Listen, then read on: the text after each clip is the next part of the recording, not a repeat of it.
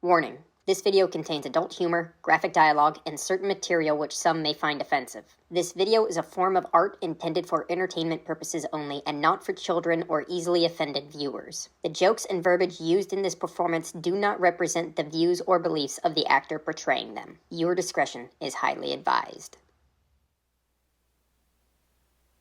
Just kind of wondering at what point Native American cosplay becomes cultural appropriation. Is it tan pants? War paint? Feathers? Yeah, no, we definitely crossed the line somewhere. Prey. It is the latest film in the Predator franchise and is directed by Dan Trachtenberg. You know, the guy that directed that other surprisingly good sequel very loosely connected to the rest of the universe.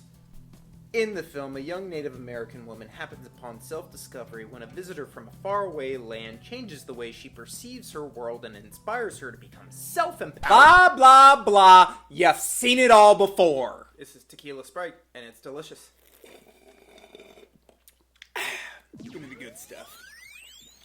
The cinematography in this movie's fucking beautiful. Easily the most likable character since the original film. I love the setting and the premise. They took it back to basics. Without shoving it down our fucking throats that they were taking it back to basics. Whilst changing the time and place to give the film a fresh look and feel. Having the Predator stalk the Great Plains in the 1700s is almost as badass as having it fight aliens in a giant subterranean ice pyramid in the middle of Antarctica. That OG AVP is underrated. Fight me! It's cool to just see one Predator again, you know, doing what it does best. Kicking ass, taking names, and slaughtering fools left and right. Unlike every other sequel in this fucking franchise, they really did keep the Easter eggs to a minimum. I can really only think of like one big one that happens toward the end, and because it is so well done at that stage in the game, you are practically foaming at the mouth for it. Or creaming your jeans, I don't fucking know. And now it's time to talk about the shit. Some fucking questionable CGI, I'll tell you that much. What the fuck was going on with that bear?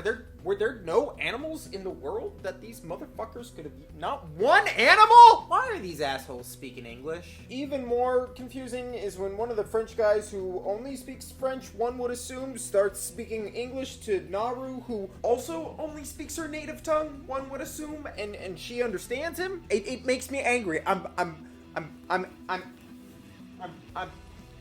I'm angry. The Predator himself is a little bit wonky looking, you know, like his body too closely resembles that of a man, and his head is so fucking huge that it's amazing that he doesn't fall over topside just by the sheer weight of his upper body. Were there lions on the Great Plains in the 1700s?